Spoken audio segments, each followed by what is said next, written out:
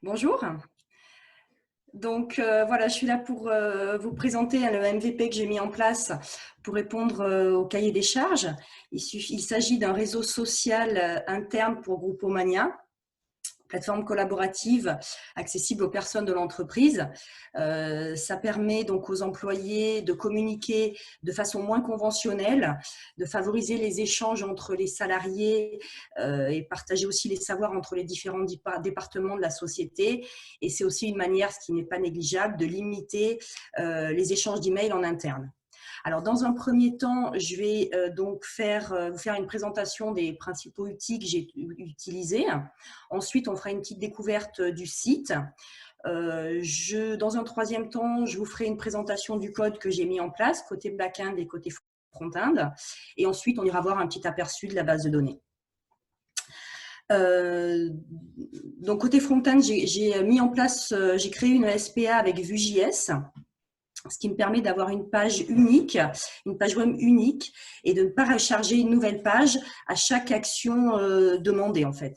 Cette interface client est responsive et elle reprend les logos et les couleurs de l'entreprise.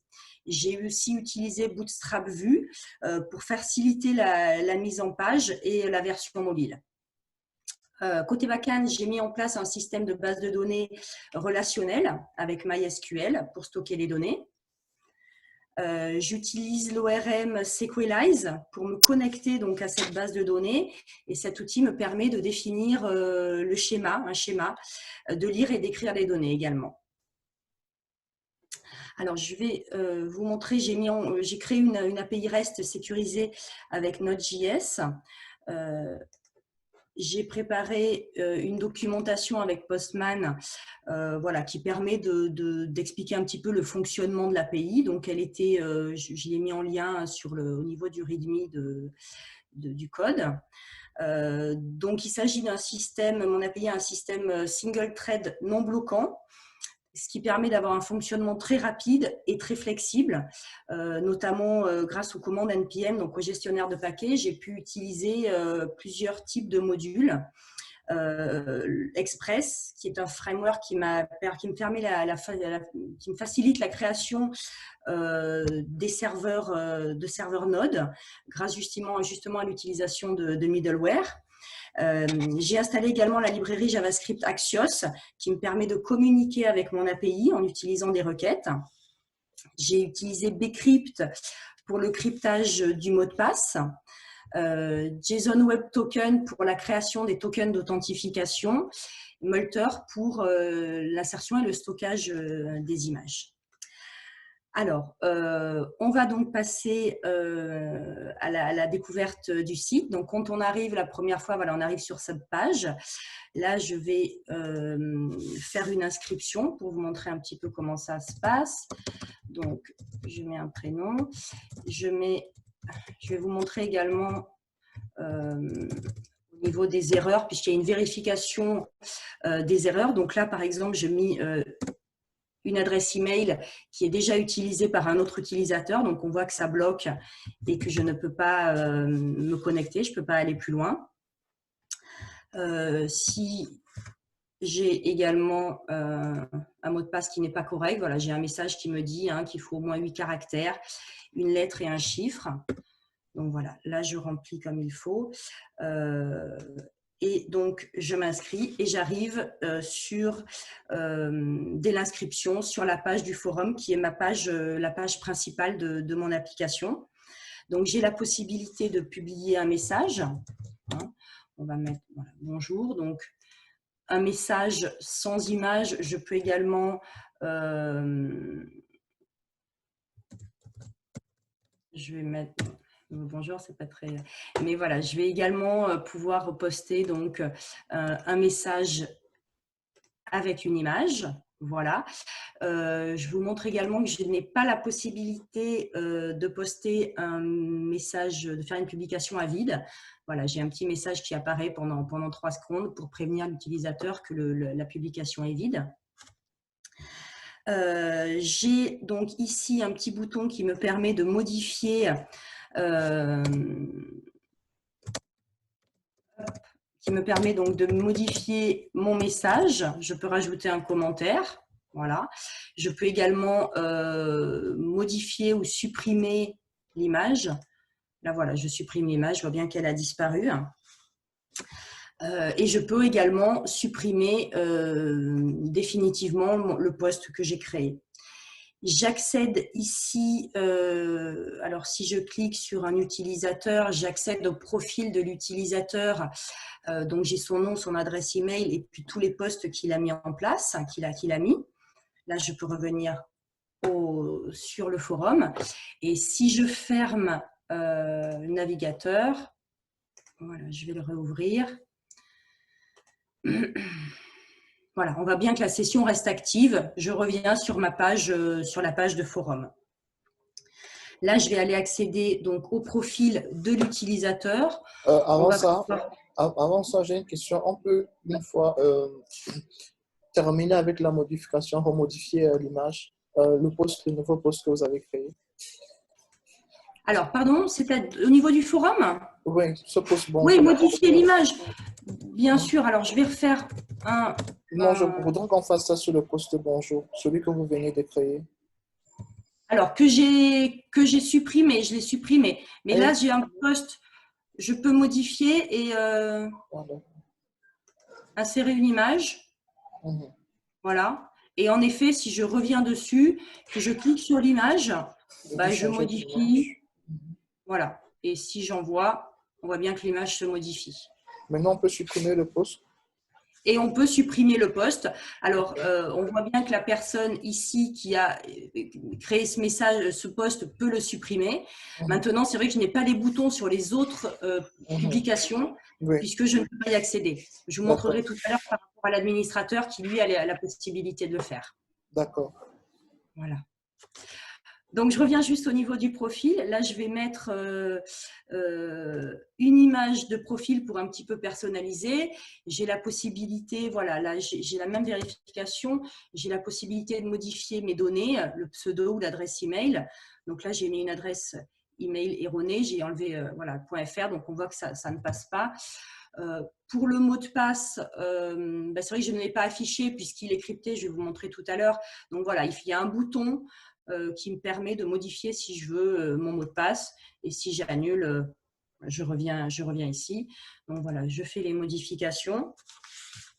Ce que je vais faire maintenant, c'est supprimer le profil que je viens de créer en fait. Alors par contre, je vois que ça n'a pas pris, je sais pas, j'ai pas fait modifier. Voilà, ça n'avait pas pris la photo de profil en fait. Pardon, voilà. Donc, je vais supprimer ce profil. On voit qu'à la suppression, j'ai quand même un petit message qui apparaît pour bien prévenir l'utilisateur que c'est irréversible et que s'il supprime son compte, il ne pourra plus y revenir. Donc, moi, je vais le supprimer. Et donc là, à partir de ce moment-là, je reviens sur la page de connexion. Donc là, je vais me connecter avec… l'administrateur, un droit administrateur. Voilà. Et là, j'arrive donc sur le forum et on voit que, alors, l'administrateur est Émilie. Ici, sur le bouton, je peux modifier et supprimer le poste. Mais on voit que sur les postes de tous les autres employés, j'ai aussi le bouton pour me permettre de le supprimer. Voilà, on peut voir que j'ai supprimé les postes des autres employés. En tant qu'administrateur, j'ai cette possibilité.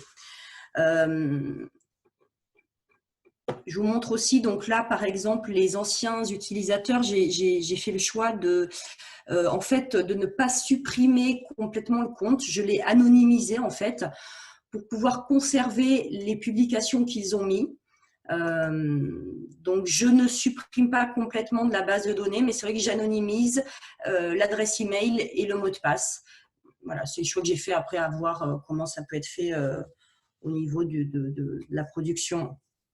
C'était aussi pour répondre aux exigences du RGPD, voilà, pour que j'ai anonymisé les données personnelles en fait.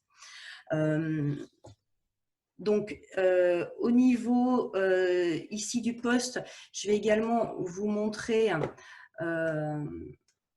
au niveau du local storage, puisque à la connexion, j'enregistre les données des utilisateurs dans le local storage. voilà, je vous montre ici, je crée un objet current user avec un token qui est crypté et l'utilisateur, l'ID de l'utilisateur qui est aussi qui est également unique. Et ces deux données me permettent d'authentifier et de garantir l'identité donc de l'utilisateur pour lui attribuer les messages qu'il va créer. Voilà. La validité du token est de 24 heures. Passé ce délai, il faut se reconnecter pour des raisons de sécurité. Je vais donc à ce niveau-là vous montrer le responsive. Donc mon application est tout à fait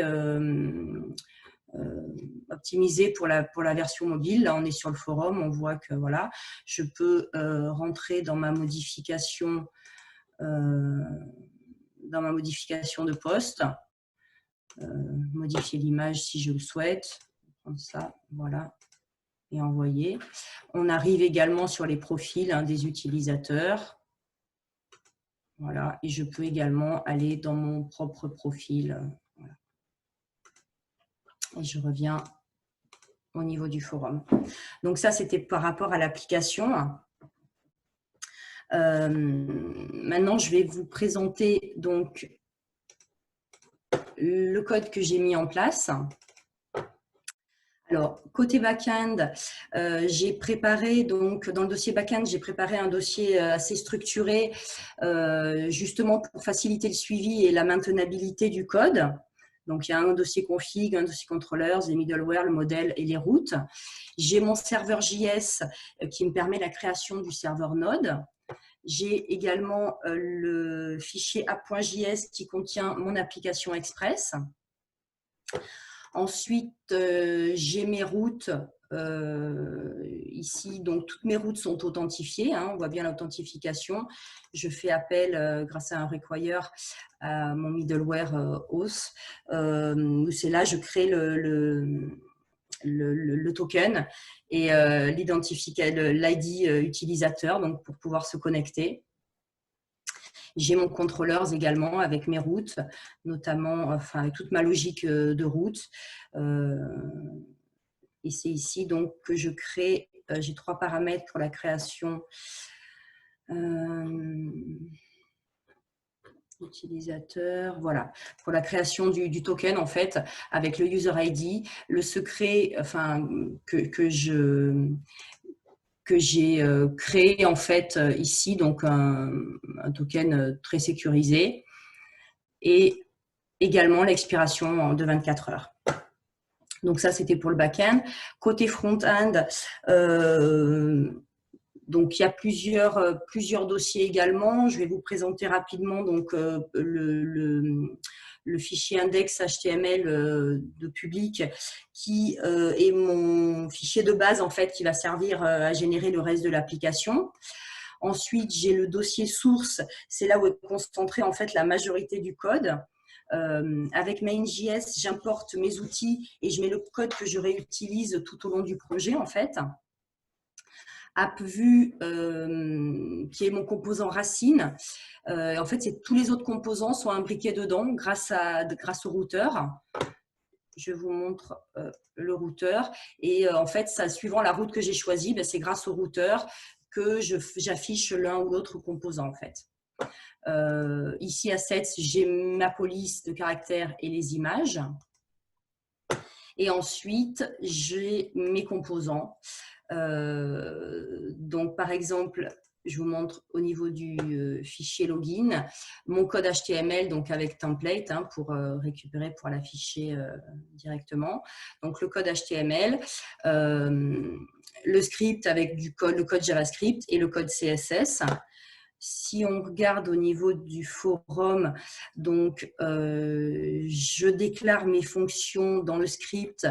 Alors avec méthode, en fait,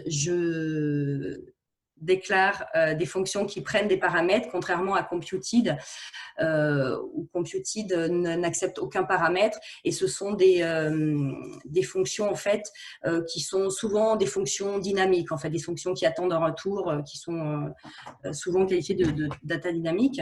J'utilise également Watch, qui me permet de surveiller si une data bouge, et lorsqu'elle bouge, ben, j'applique l'action qui a été programmée. J'utilise aussi les hooks created et mounted. Donc, get user, je l'appelle au niveau de created, donc pour le chargement en fait de la page, puisque j'ai besoin de récupérer les informations de l'utilisateur au chargement pour savoir si je dois justement afficher la page ou non. Et les posts, les get posts, qui est appelé une fois que la vérification a été faite, donc une fois que la page est montée, pour pouvoir afficher tous les posts.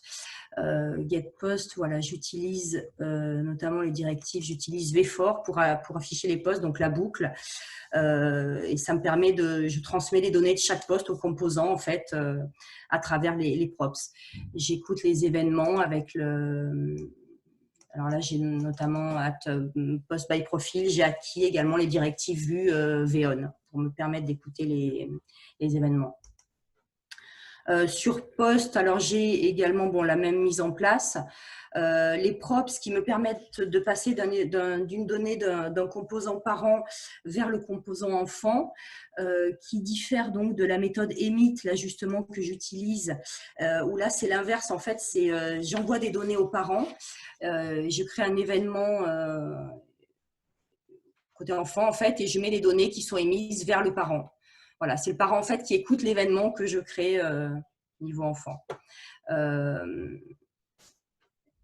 Donc ça, c'était voilà, le code que j'ai mis en place. C'est vrai que j'ai fait une présentation des fonctionnalités au niveau du site. Donc là, sur les fonctions, je passe un petit peu plus rapidement. Mais voilà, notamment là, ma fonction getUser, où je vérifie l'authenticité de mon objet currentUser que j'ai créé dans le local storage. Si la réponse est… si l'authentification se fait, je vérifie aussi donc là, si la personne est admin ou pas. Et s'il y a le moindre problème, je redirige vers la page de login, la page de connexion. Je vais vous faire donc également, on va regarder un petit peu au niveau de la base de données. Donc, je vais vous montrer que, en effet, j'ai bien mes deux tables, pardon, je vais un petit peu en dire, mes tables poster. Je peux vous montrer également ici, donc au niveau de ma table user, toutes mes données, toutes les données que je demande, donc l'ID, l'email, le pseudo, le mot de passe, la photo de profil, si la personne est admin ou pas, et la date de création. Et ensuite, on va aller regarder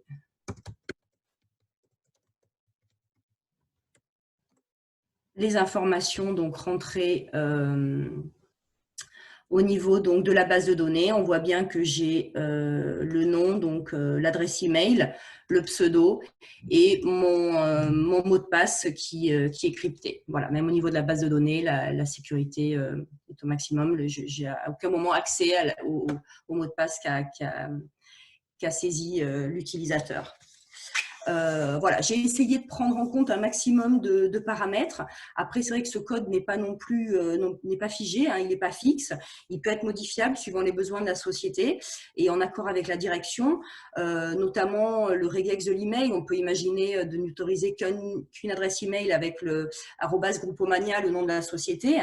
La mise en place du paramètre aussi administrateur. Moi, c'est vrai que ça se fait manuellement, mais on peut tout à fait imaginer au moment de l'inscription de sélectionner cette donnée. Ça dépend aussi de ce que souhaite la direction. La suppression des profils, comme je vous disais, moi j'ai pris la décision d'anonymiser pour pouvoir garder les postes, mais après il y a tout à fait possibilité de supprimer directement l'utilisateur et les postes qu'il a fait. Voilà, j'ai été contente de créer cette application complète, donc front, back-end et la base de données. Et voilà, je suis contente d'avoir pu la présenter aujourd'hui.